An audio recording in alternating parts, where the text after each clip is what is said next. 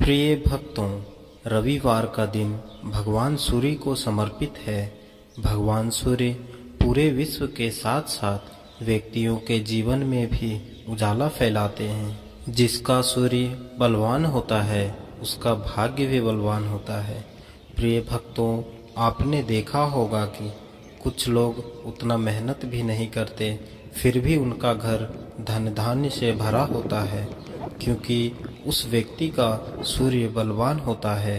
अगर आपने हमारे द्वारा बताए गए सूर्य देव के इस शक्तिशाली मंत्र का 108 बार श्रवण कर लिया तो आपके जीवन में सूर्य बलवान हो जाएगा। बिना ज़्यादा मेहनत के धन धान्य की प्राप्ति होगी। आपका भाग्य उज्जवल होने लगेगा। अगर आपकी नौकरी नहीं लग रही है या फिर व्यवसाय में वृद्धि नहीं हो रही है तो यह मंत्र आपके लिए रामबाण औषधि के समान है। सूर्यदेव अपनी तीव्र गति के समान ही अपने भक्तों के जीवन में उजाला फैलाते हैं। अगर आप परिवार की सुख समृद्धि चाहते हैं और यदि आप चाहते हैं कि आपके और आपके पुत्र पुत्री की उम्र लंबी हो जाए और यदि आप चाहते हैं कि अपना जीवन खुशहाली से भर जाए और अथाह धन की प्राप्ति हो तो इस मंत्र को अपने मोबाइल फ़ोन पर चलाकर छोड़ दें। इससे आपके भाग्य के सभी दोष नष्ट हो जाएंगे। आप भी सूर्य की तरह चमकने लगेंगे। प्रिय भक्तों, तो आइए सूर्य देव के इस चमत्कारी मंत्र का श्रवण कर लेते हैं। अगर आप चैनल पर नए हैं तो चैनल को सब्सक्राइब अवश्य करें और कमेंट में जय सूर्य देव लिखना ना भूलें और वीडियो को लाइक जरूर करें। मंत्र इस प्रकार है। ओम ह्रां ह्रीं ह्रौं सः सूर्याय नमः। ओम ह्रां ह्रीं ह्रौं सः सूर्याय नमः।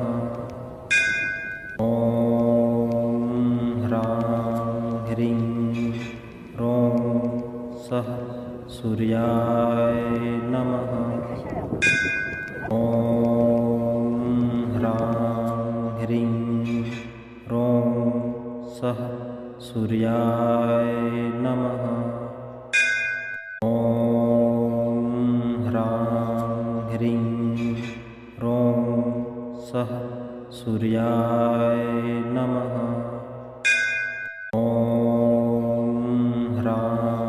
ह्रीं ह्रौं सः सूर्याय नमः। ॐ ह्रां ह्रीं ह्रौं सः सूर्याय नमः।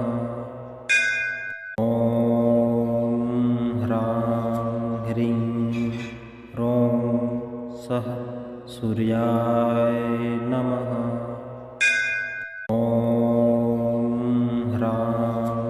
ह्रीं ह्रौं सः सूर्याय नमः। ॐ ह्रां ह्रीं ह्रौं सः सूर्याय नमः। ॐ ह्रां ह्रीं ह्रौं सः सूर्याय नमः।